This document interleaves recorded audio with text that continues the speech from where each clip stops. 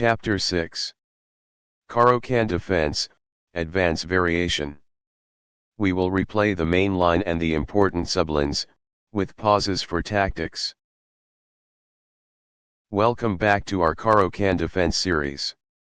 In Chapter 5, Anand showed how white can improve against Karpov's slow and solid advance variation setup. White used the short setup, stopped black's knight blockade, challenged the center with c4, and turned the advanced e-pawn into a weapon. Now we move forward in the timeline, but only slightly. This game is also from 1992, with Anand playing white again, this time against Seirawan in Roquebrune Rapid. The lesson is different. Karpov waited, maneuvered, and tried to restrain white. Seirawan strikes earlier with c5. So white must prove that the space advantage still matters when black challenges the center immediately. Watch how Anand answers, first by stabilizing the pawn chain, then by taking control of the c-file, then by switching to kingside targets, and finally by converting a queenside passed pawn in the endgame.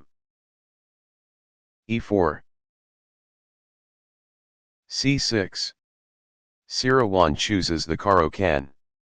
By now, this opening is no longer only a quiet defensive system. Strong players are using it as a flexible counter-attacking weapon. d4. d5. Black challenges the center in the usual Caro Kann way. e5. Anand again chooses the advance variation.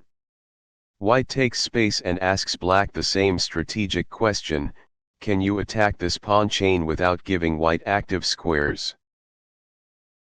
Bishop f5. Black develops the bishop before playing e6. This is still the central Caro Kann idea. Black solves the light squared bishop problem before closing the structure. Knight f3. e6. White chooses the modern short setup again.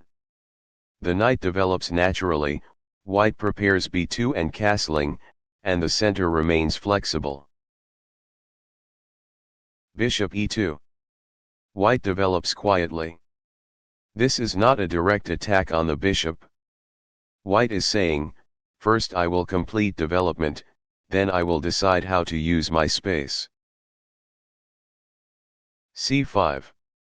This is the key difference from Chapter 5. Seirawan does not wait with a 6 or an d7. He immediately attacks white's center. Black wants to prove that d4 is a target before white can build a comfortable bind. Kingside castles. Knight c6.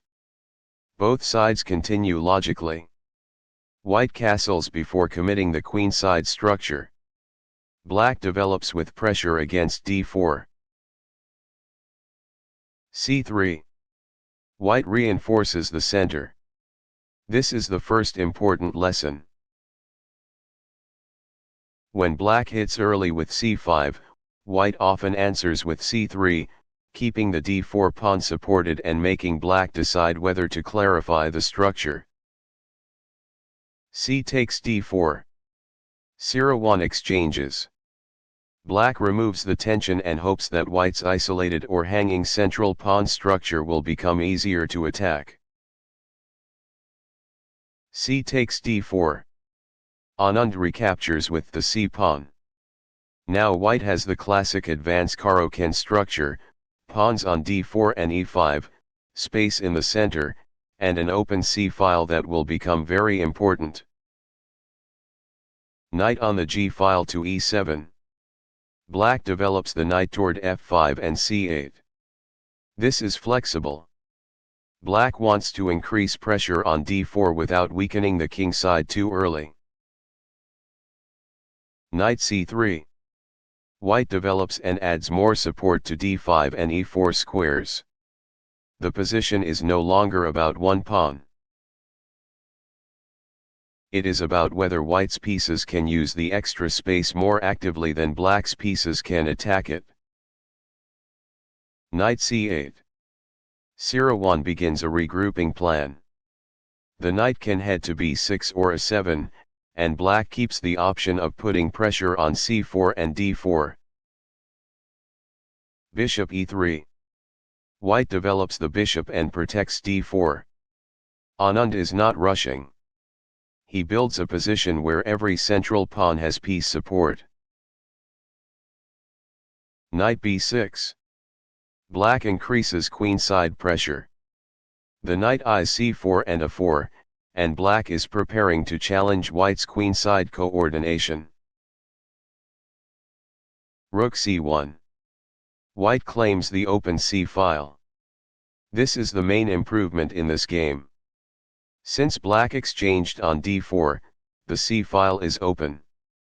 Anand immediately puts a rook there. Bishop e7. Black develops and prepares to castle. Seirawan has a sound position, but white has a useful file and a little more space. Knight a4. Anand uses the c5 square and attacks b6. White's knight move is not only a threat.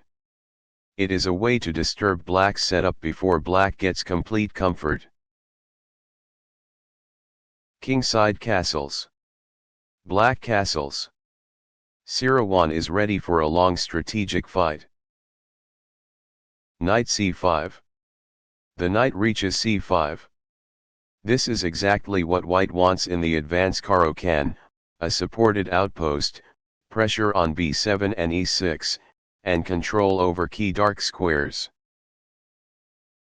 Bishop takes c5. Black decides to remove the knight. Seirawan gives up the bishop for the knight because the c5 knight is too annoying to tolerate.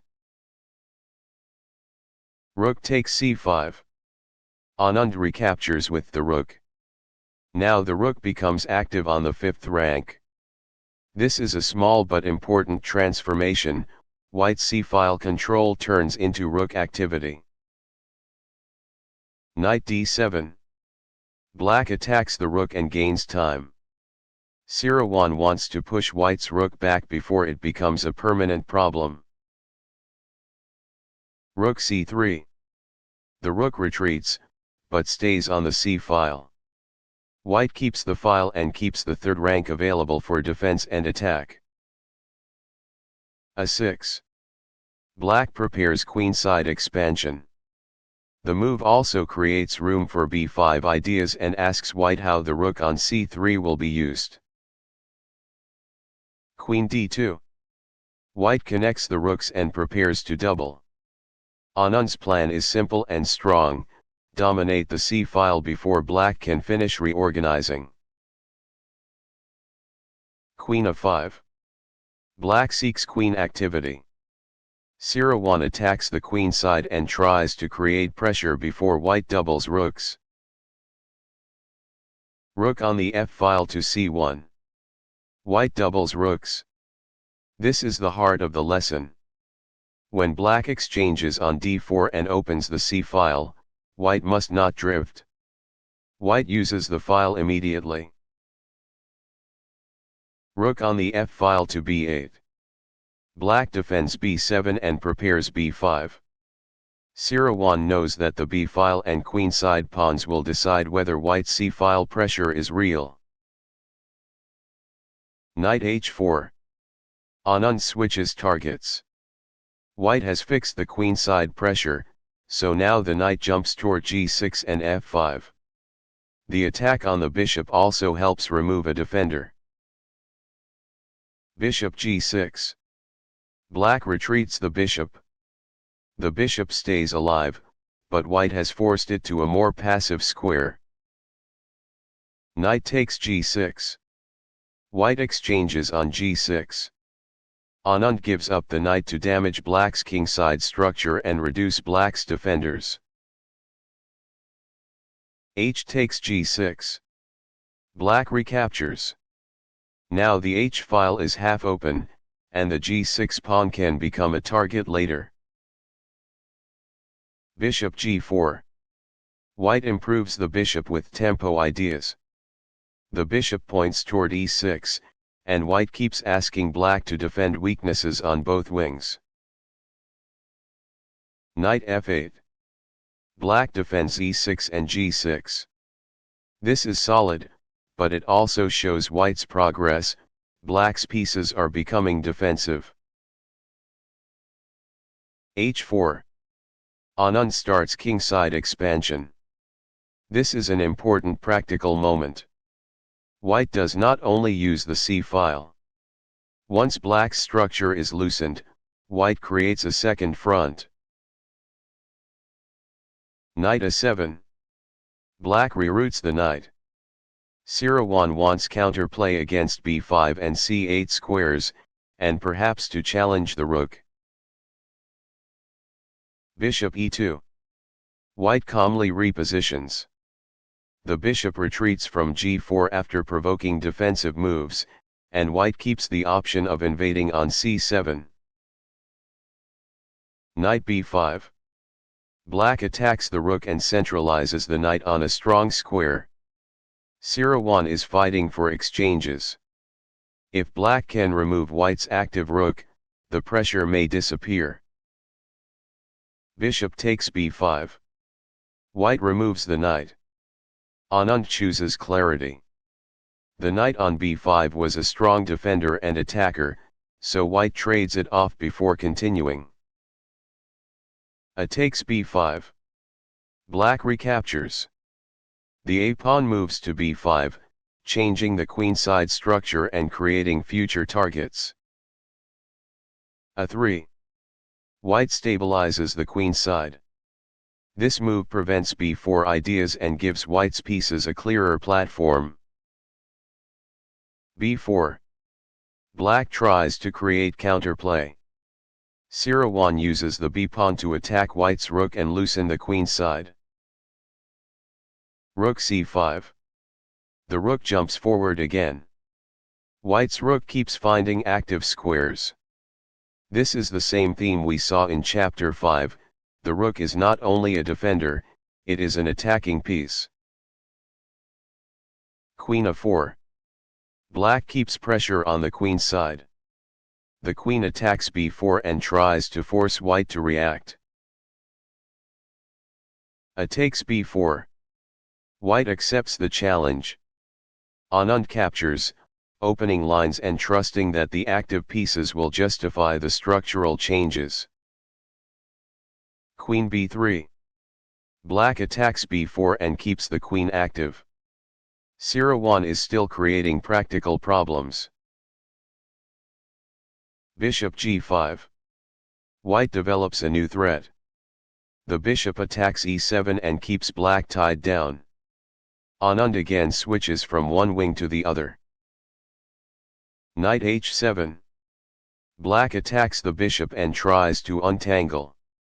The knight heads to f8 and h7 squares to defend the king and challenge white's bishop. Bishop e7. White keeps the bishop active. The bishop on e7 controls key squares and interferes with black's coordination. g5. Black pushes the g-pawn. Seirawan tries to drive away white's h-pawn pressure and create space around the king. H takes g5. Anand captures. White opens more lines and leaves black with more kingside weaknesses. Knight f8. Black brings the knight back to defend. Black's pieces are still fighting, but the kingside has become fragile. Rook on 5th rank to c3. White returns to the c-file. The rook lift has forced concessions, and now Anand restores full control of the open file. Queen a4. Black keeps the queen active. Seirawan continues to look for queenside counterplay. Bishop d6. White centralizes the bishop and attacks b8. The bishop controls important diagonals and makes black's rook uncomfortable. Rook d8. Black moves the rook. The rook leaves b8, but white's pieces remain more active. Rook a3. White attacks the queen. Anand uses the rook laterally. The rook on the third rank is flexible, and now it becomes a queen hunter. Queen b5. The queen retreats. Black avoids the immediate attack, but white has gained more time. Rook c5. White returns to c5. This rook keeps coming back to active squares. The lesson is clear: in these structures, the c-file rook can dominate both file and rank. Queen e8. Black centralizes the queen defensively. Seirawan wants to cover e7 and keep the king safe. Rook c7. White invades the 7th rank. This is the reward for the earlier c-file pressure. White's rook reaches c7, attacking b7 and g7 ideas. b6. Black defends and creates looked for the queen side. But every pawn move also creates new squares for white to use. Rook e7. White attacks the queen and increases pressure. The rook on e7 is powerful.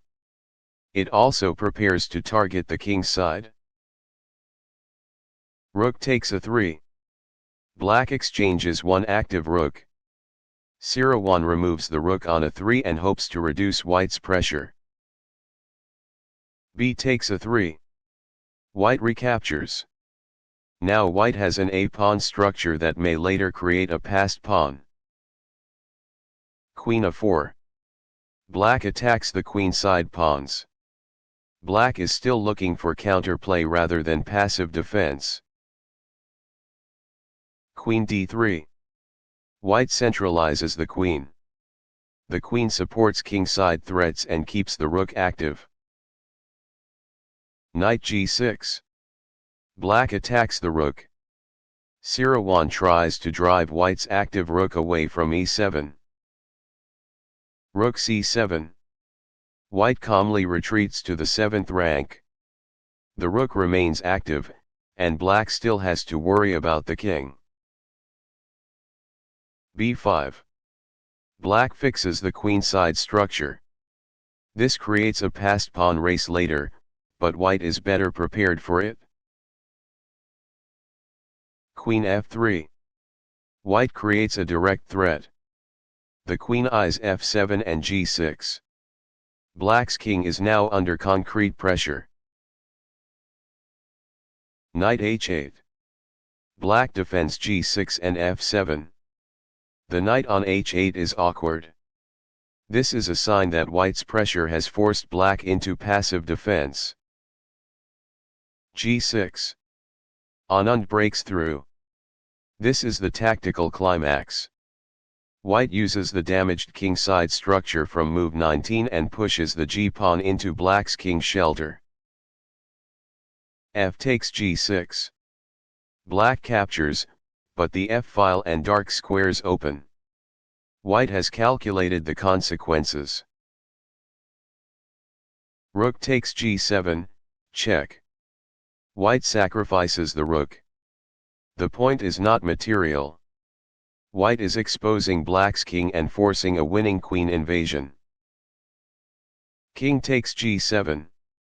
Black accepts. Now white's queen enters with checks. Queen f6, check. White's queen arrives. The dark squares around black's king are weak, and the queen gives forcing checks. King h7. The king steps back. Black has survived the immediate attack, but white's queen and bishop remain active.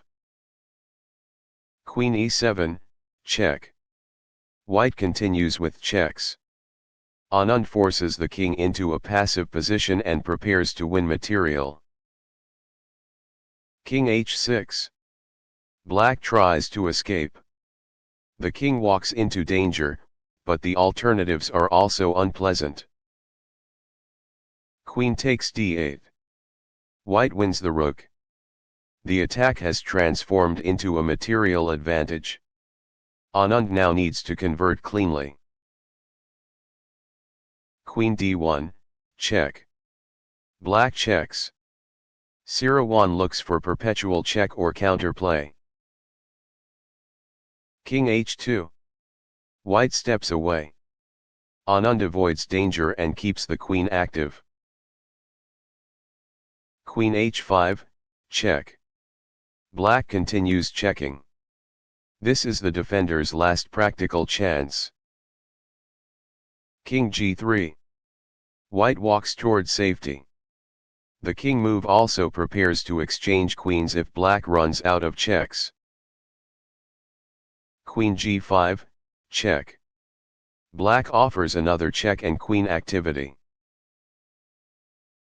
Queen takes g5, check. White forces the queen exchange.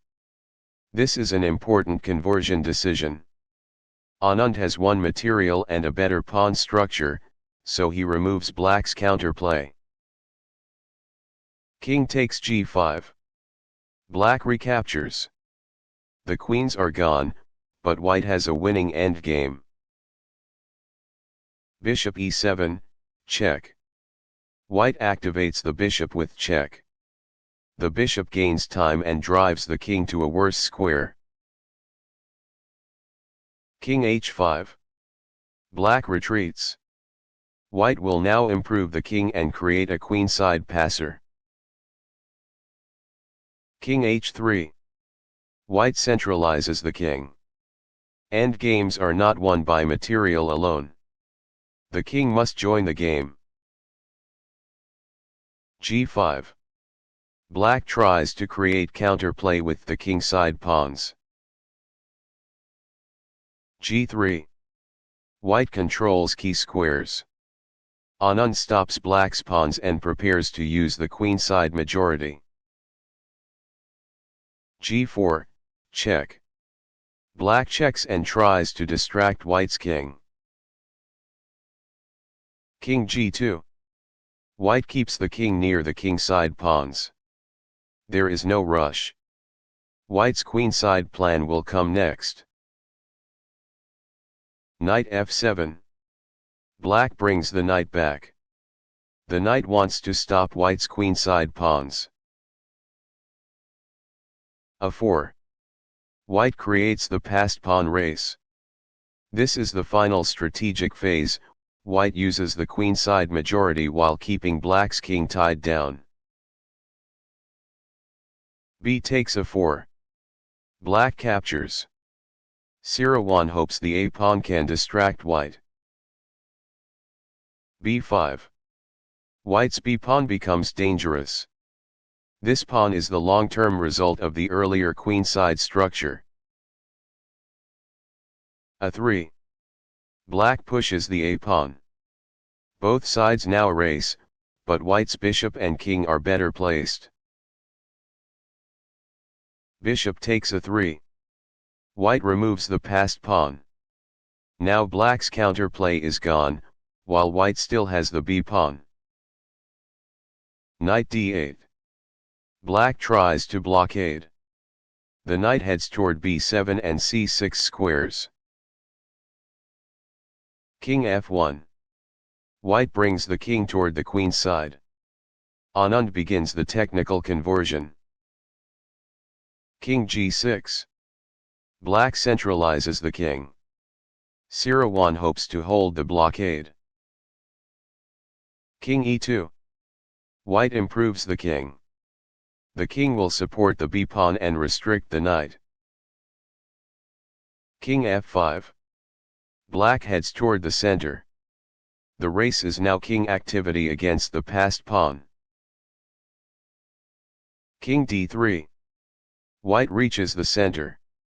Anand's king is now close enough to support the pawn. Knight b7. Black establishes the blockade. The knight tries to stop b6 and b7. Bishop b4. White uses the bishop to support the pawn.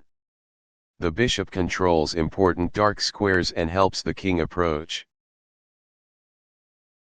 Knight d8. Black waits and keeps the blockade. But black is passive. White can improve slowly. Bishop a5. White attacks the knight's coordination. The bishop forces black to keep defending awkwardly. Knight b7. The knight returns. Black still blocks, but white is gaining ground. Bishop d2. White repositions the bishop. The bishop controls g5 and a5, and white prepares to bring the king further. King g6. Black waits. There is no active counterplay left. King c3. White's king approaches the b-pawn. This is the key endgame idea, the king escorts the passer. King f7. Black tries to centralize. King b4. White's king reaches the queen side. Now the b-pawn is ready to advance with support. King e8. Black heads toward the pawn. b6. The passed pawn advances. This is the payoff of the entire endgame. King d7. Black tries to stop it. King b5. White supports the pawn from the front. The king controls key squares and makes the blockade difficult. Knight d8. Black brings the knight back to stop promotion. Bishop b4. White uses the bishop to restrict the knight. The bishop and king coordinate around the passed pawn. Knight b7. Black holds for the moment. But the knight is overloaded. King a6. The king invades. White's king steps around the blockade and forces black into zugzwang-like defense.